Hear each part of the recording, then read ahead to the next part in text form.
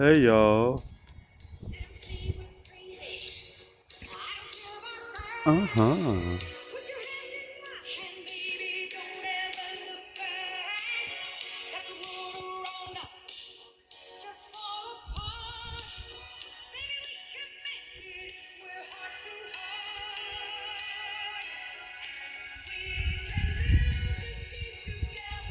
We could grow together. Nothing's gonna stop my growth. Look at the ladybug on this leaf. That is a good sign though. Hey everybody, it's your boy Sticky. I'm back with a Grow Team video, y'all. I'm blocking my shadow here. It's looking good. Sarton's blessing coming in good too. It's coming in hot.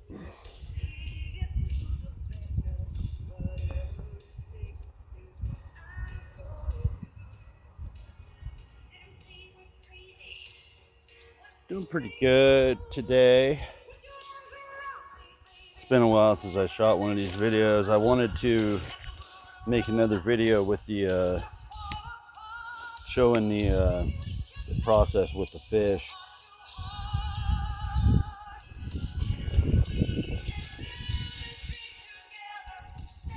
Looking pretty beautiful here. These are my mains right here for now. And then, oh look what we got here. Oh, where you at? There you go. Look at that. Would you just look at it? It's a little ladybug, y'all. I got my earpiece in, so I'm hoping the wind isn't too bad. Hoping that the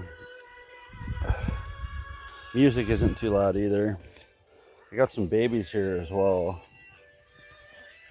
We've got another black amber.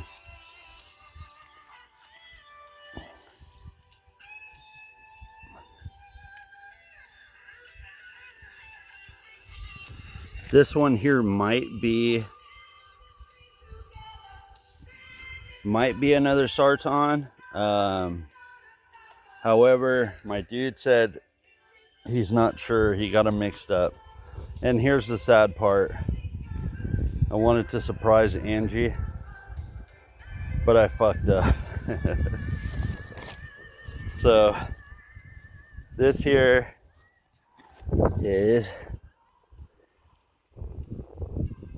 is Angie's gift, and it went into lockout. It's having a problem with nutrient deficiency.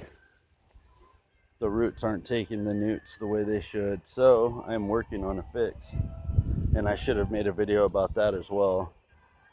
So what I did was I took jugs,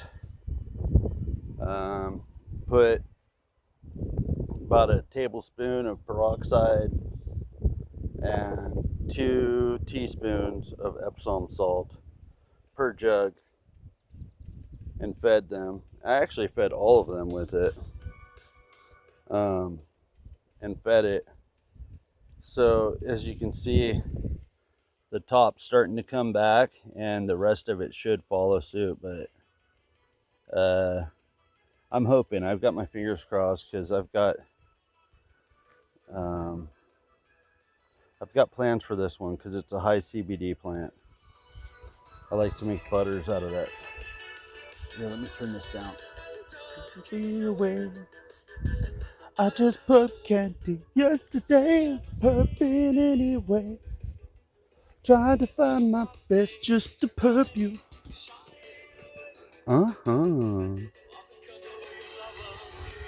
Take on me.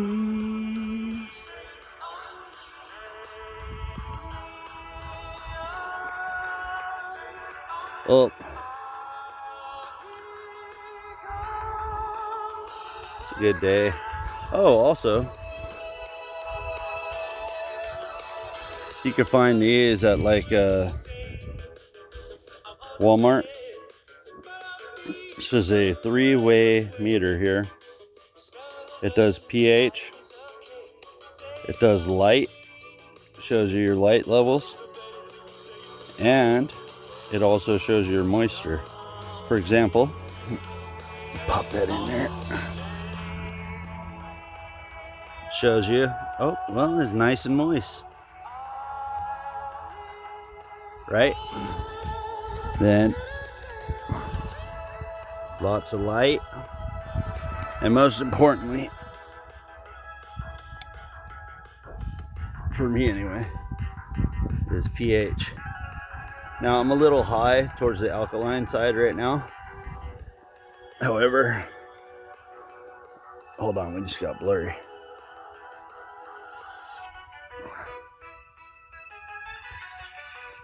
I'm gonna balance that out about between 6 and 7 or 7, 7.5.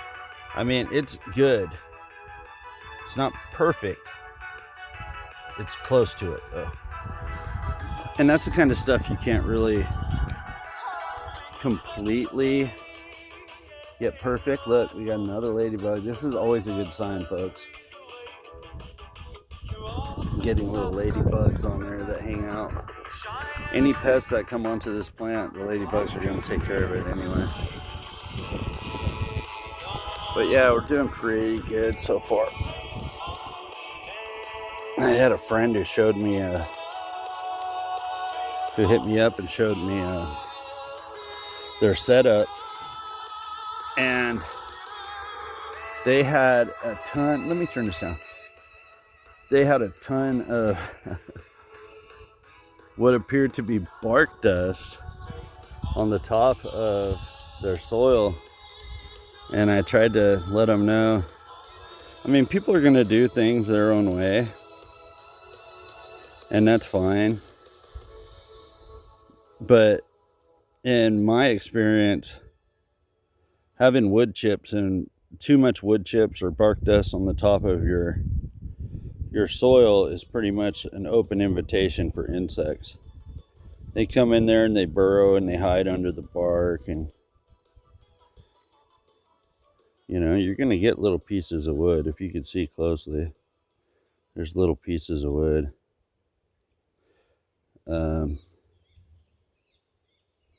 There we go. Pretty good. It's a pretty good mixture. For the other video showed what we had or how I mixed it up or whatnot. But I've also got some stowaways here. See them? Are we gonna get a spider fight? Oh, fuck yeah, dog.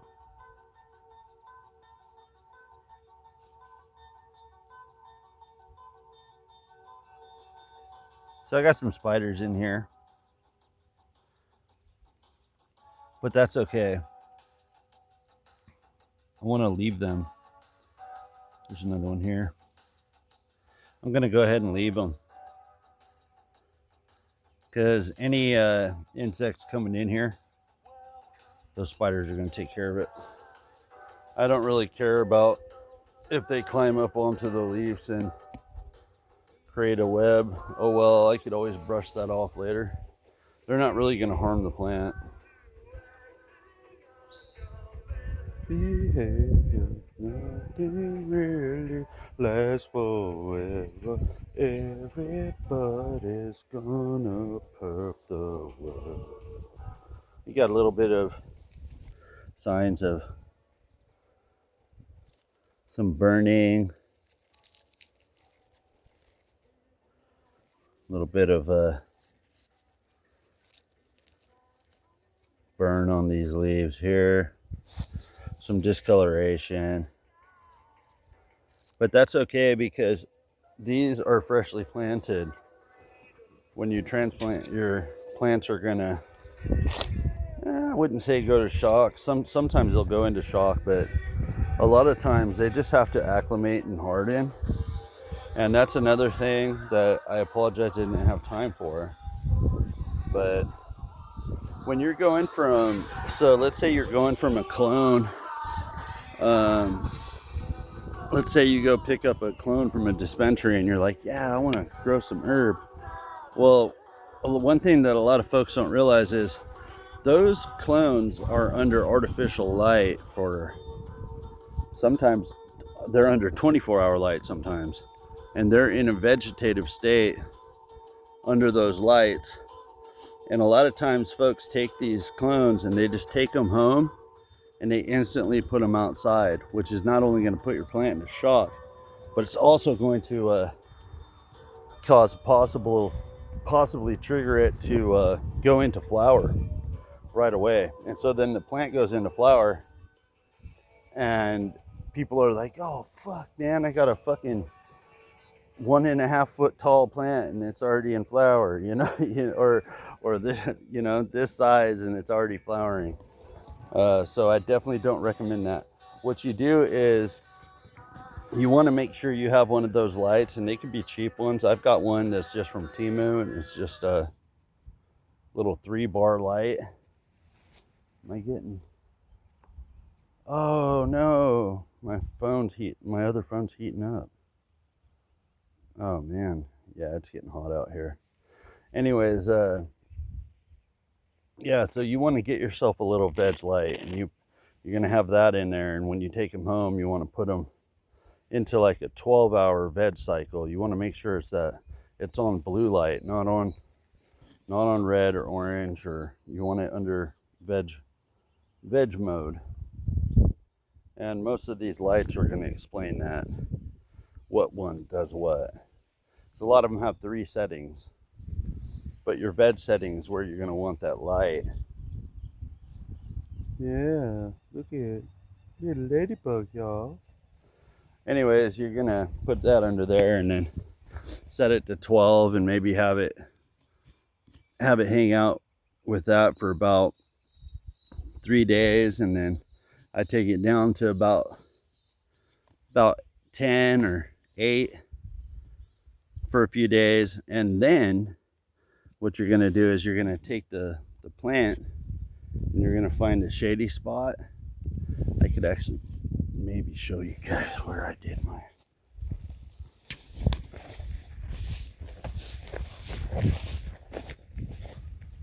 So I got this tree on this property, and right here it becomes shade from the morning.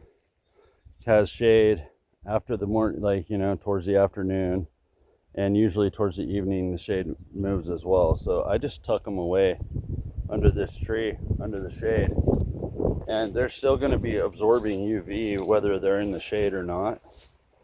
So it acclimates them, and it's called hardening. So you want to harden them, and then, you know, leave them out there for maybe a few days. If they're still spiking up and they're looking good, that's when you want to start trying putting them out in the sun. And if they still spike up, like, what I mean by that is, like, as you can see, these leaves are pointing upwards. They're pointing up towards the sun because they want to absorb more. They want more and more and more. And that's a good sign of a healthy plant. A sign of a non-healthy plant is with the Angie's Gift right here. It's drooping. It doesn't know quite what's going on yet. But it's like I was saying earlier, as you can see the top here, it is still in veg state. So I'm not going to panic. I'm just going to see what happens. And it's all trial and error. Sometimes you're going to fuck up. Sometimes you might lose some money. But it's a process, and it's something that you do, and you want to do it for fun. You know, just do it the way you want to do it. Again, I'm not an expert. I've been doing this for a long time, but I don't ever claim that I'm an expert. I'm always learning. And it's not rocket science or anything. I mean, there's a reason they call it weed, and you know, it can grow. I mean, it's not going to be the best, but it can pretty much grow on its own. All it needs is some water. It's not going to turn out great, but it'll grow like a weed and absorb anything it can get. I try to do organic with everything I do. Like a lot of folks, they go to dispensaries and they buy pot. Even we do that sometimes, but this is all grown with organic feeds and organic. Well, here, this is all grown organically, and I make my own foods for my plants. For the most part, I've had to cheat a couple times, but when you go to a dispensary, you're dealing with a large manufacturer, somebody who's been. They use a lot of artificial nutrients, and the plant can't tell either way. However, the taste, the smell, all of that is going to be far greater when you do it organically. Also, organic compounds are slower to absorb for the plant. Sometimes artificial compounds, they just go in there and the plant's going to absorb it right away. So a lot of people go, oh, hey, this is much better. But the truth is, if you give it some time, like after feeding, you could see a huge difference within, a day or so of feeding it. Day and a half, 2 days later, I come out and I look, and these things are all spiked the fuck up. And happy as hell. Uh-huh. Anyways, they're looking pretty good. I'll give you guys an update on the Angie later. But yeah, I'm pretty happy so far with it. It's looking good, and I am. There was something else I wanted to say. Oh yeah, so also, this is the this is the second time I've done burlap. Well, one time burlap I did a long time ago, and I got a monster out of it. However, these sacks are a lot smaller than the one I used before, prior, and I'm hoping to see good results from these. If you can go get these at like a feed store for like $3,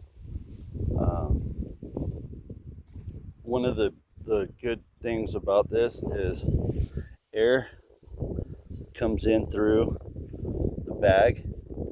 Your roots are getting more oxygen, and also the roots, they will expand towards the end of this harvest. I'm going to probably have roots coming out here, and once they start coming out, they're going to it's going to the root itself, at the end of the root that's escaping the bag, it's going to kill that end. However, all the roots that are growing in there, they're just going to be huge, and they're going to be going through.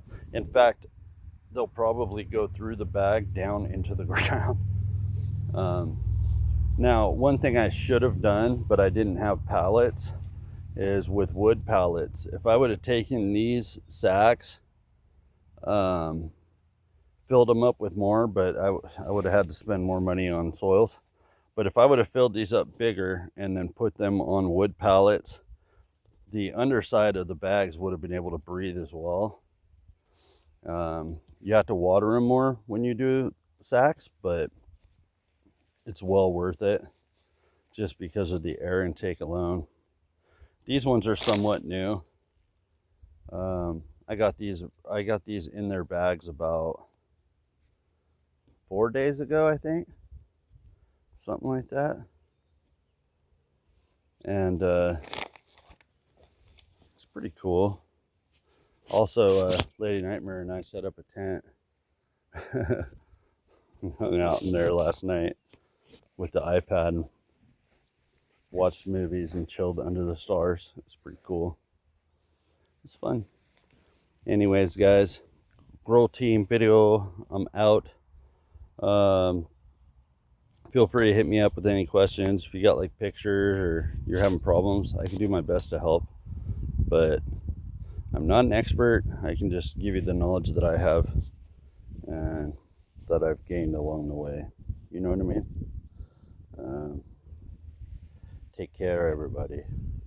Stay crusty. Yeah. Bye.